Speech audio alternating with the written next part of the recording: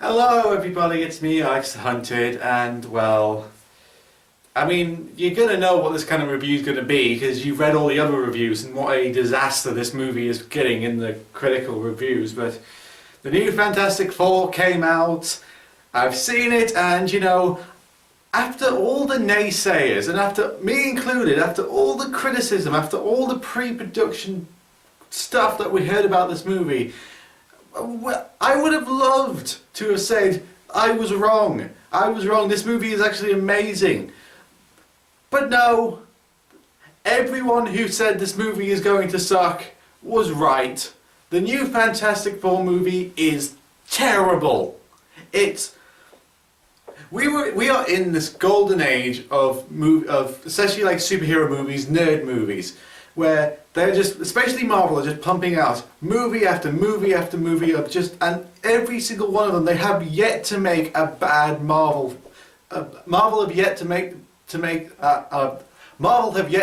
a bad Marvel movie, but this Fantastic Four movie has the Marvel name to it, and it's not a Marvel movie at all. This reminds us of how bad superhero movies used to be. This is on the level of like Steel or Batman and Robin or Catwoman. This is an hour and 40 minutes, and an hour of this movie is basically, I think it's pretty much an hour or 50 minutes before the Fantastic Four get their powers, and it's not, and there's other stuff that go into with that. So the movie starts off with Reed Richards and his friend Ben Grimm, like as they're kids, and the kid that they got to play Reed Richards, he's trying his best, god damn it, but it's one of those problems it's one of the problems especially that writers have when it comes to writing children, is kids don't talk this way, especially even intelligent ones. They don't talk this way. And there's just dialogues where there's two kids talking where they don't say that. They wouldn't say that to each other. They sound more like adults than they do children. So anyway, Reed Richards shows his friend at school, Ben Grimm, that he's made a teleportation device after saying that he made one at school, and which gets to another starting problem is the movie starts off saying it's in 2007, yet there's so many things in it to show that actually I don't think this took place in 2007 when the director intended it, because the TV looks in the classroom that you see looks crappy as all hell, and then there's this other scene where you see Reed Richards showing Ben Grimm his teleportation device, and he's using N64s to power it, when during 2007 the Xbox 360, the Nintendo Wii and the PS3 were all out, so I don't get how that worked. And even stuff, but it's saying he's showing Ben Grimm his teleportation device, and he's at school, and the teacher is basically going, this teleportation, like, no, you couldn't do this, you're an idiot. What, this stuff, stick to stuff that is real, children. I'm a teacher, I'm here to crush your dreams, not tell you to reach for them. And then it skips, I think, after Ben Grimm shows him the teleportation device, it skips to something like, I think 7 years later, or 8 years later, where Reed Richards is at a science fair, and he's showing the same teacher his teleportation device to his teacher, and it works. And what does the teacher do? Reed Richards shows him a device which has basically altered science as we know it. This is a remarkable breakthrough in science. And what does the science teacher do? He goes, this is a science fair, not a magic show. You're disqualified. Really?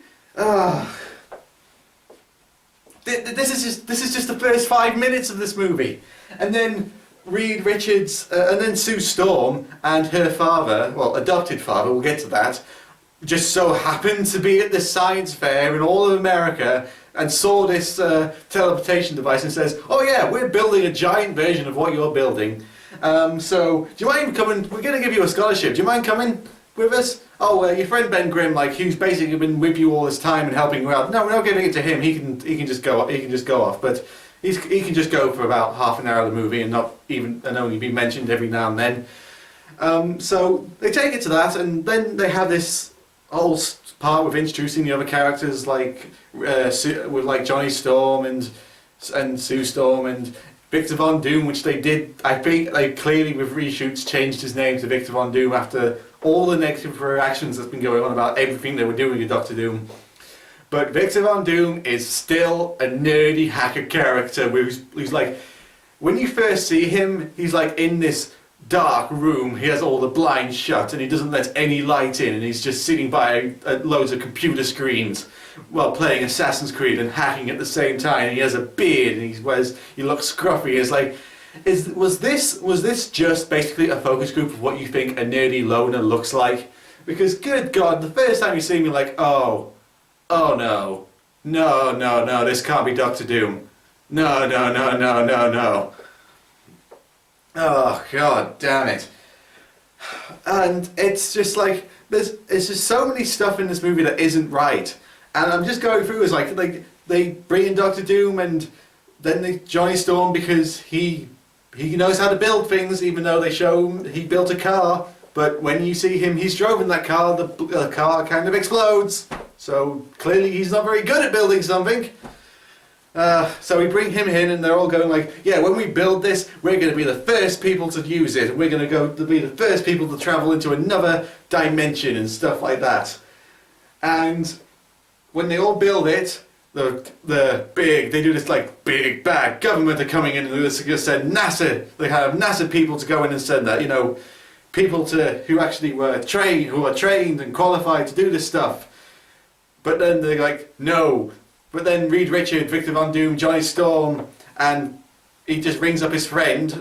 He just rings up his friend Ben Grimm to come and see this,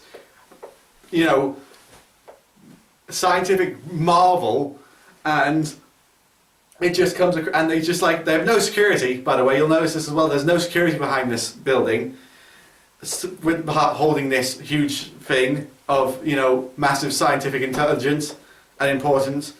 But they get drunk and then decide, you know what? People don't remember the people who built the Apollo space shuttle that went on the moon. It's like, well, not really, but the people who were really into the moon landing and Neil Armstrong and Buzz Aldrin, they remember the people. They definitely remembered.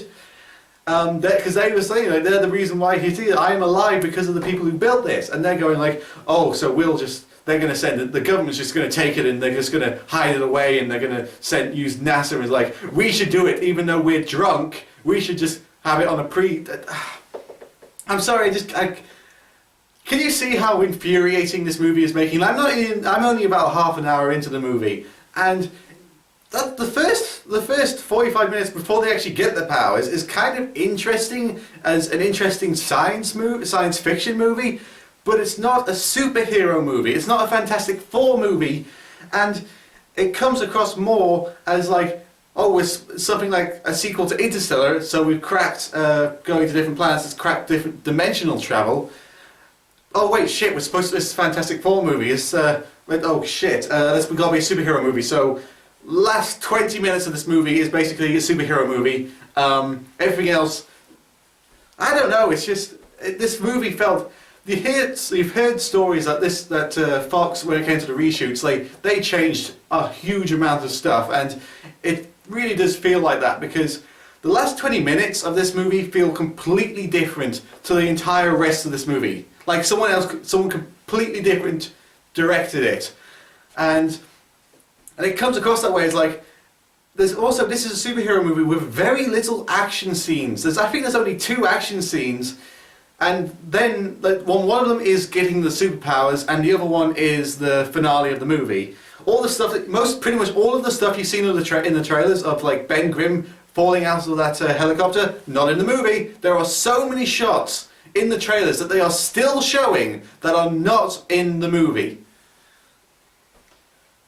Oh, God, this is what a really bad movie does to me. I just go on ranting about everything I see. I saw.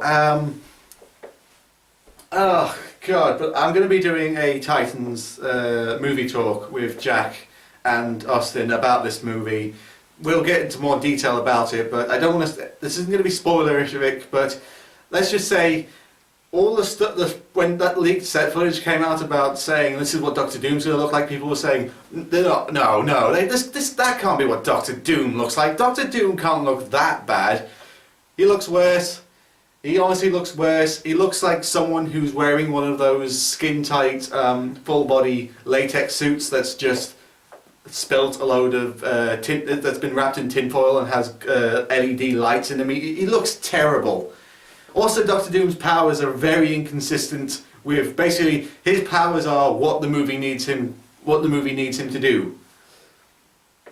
Oh god, it's such a mess of a movie, and you can clear that this movie was gutted and butchered, almost like Green Lantern level of gutted and butchered, of like, there is so much of this movie that's clearly been cut out, that's just been removed and just stripped, and to make this movie barely really an hour and, including credits, this movie, well, sorry, without the credits, this movie is about an hour and a half long, and then you sit through these mind-numbingly dumb, long credits, and there's no after-credit things. This movie doesn't even have a Stan Lee cameo. This is a Marvel Fantastic Four movie that doesn't have a Stan Lee cameo. Stan Lee, the person who made the Fantastic Four, who made the first family of superheroes, did not even get a cameo in this movie. That's just how much of a mess this movie is. Oh.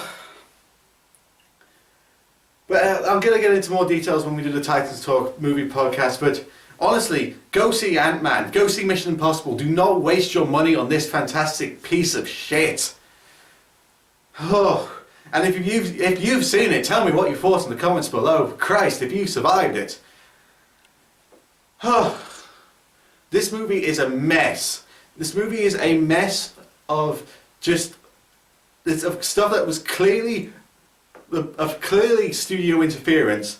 I mean, stuff like how the Fantastic Four get their powers. First of all, Sue Storm, she's kind of like pushed this in the back, like when it comes, like she's kind of pushed in the back when it comes to the superhero origin scene. Like, the only reason she gets powers is because she's hit by the blast. Like, she never goes to the alternate reality. It's Victor Von Doom, Ben Grimm, Johnny Storm, and Reed Richards that go. Like, Reed Richards phones up his friends and saying, "I'm not going to another dimension in a machine I just built, and we don't even know if it works. We just did one test of it, and we're not. So you know, you can come with us.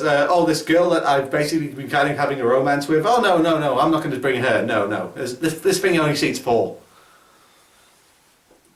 And I'd rather have my best friend. I'd rather have one of my best friends who I haven't really been talking to for about half an hour of the movie come along than this girl that I'm trying to basically bang, who worked on this with me for this entire time. No, she doesn't need to come. It's a mess of a movie, really. And basically what the movie is said, this is how the movie is. It's like an hour of building this machine, and then about 5 minutes of going to this alternate reality, then all shit goes wrong. Then about, I'd say, about 20 minutes of the characters like learning to use their powers, finding out about their powers, all that sort of stuff, and then a 20-minute climax which is very rushed and feels like it was just made by someone completely different. There's just stuff in this movie that doesn't make any sense, like, or stuff that just comes across as like, that's kind of dark and really shouldn't be there. They explain the origin of how when the thing says it's clobbering time, because Ben Grimm used to say that. Ben Grimm's older brother used to say that to him before he beats the shit out of him. With a bait like it before, like they go like his older brother's about to come in and beat the crap out of him, and he goes, "It's clobbering time." It's like, that's what you're going to use for the origin of that catchphrase. That catchphrase, which is usually seen as like a battle cry of like, "Yeah, I'm gonna kick your ass." No, it's something that the hero dickhead brother used to say. Oh, Christ. There's so much more I want to say, but I don't want to. I just want to. This movie was so frustrating. This movie could have been good. This movie could have been good. There are some interesting ideas in this movie, but it's been butchered to hell, and it's a mess. It's a complete mess of a movie, and don't bother seeing it, alright? Fox, you need to return these rights to Marvel. You've greenlit a sequel already before the movie came out. Yeah, how this film is getting reactions for audience and critical reactions, and even in the box office apparently is going to be murder. You really want to do that after this mess? Duh. I'm Alexthehunted, and I'll see you guys next time. God damn, this movie was shit.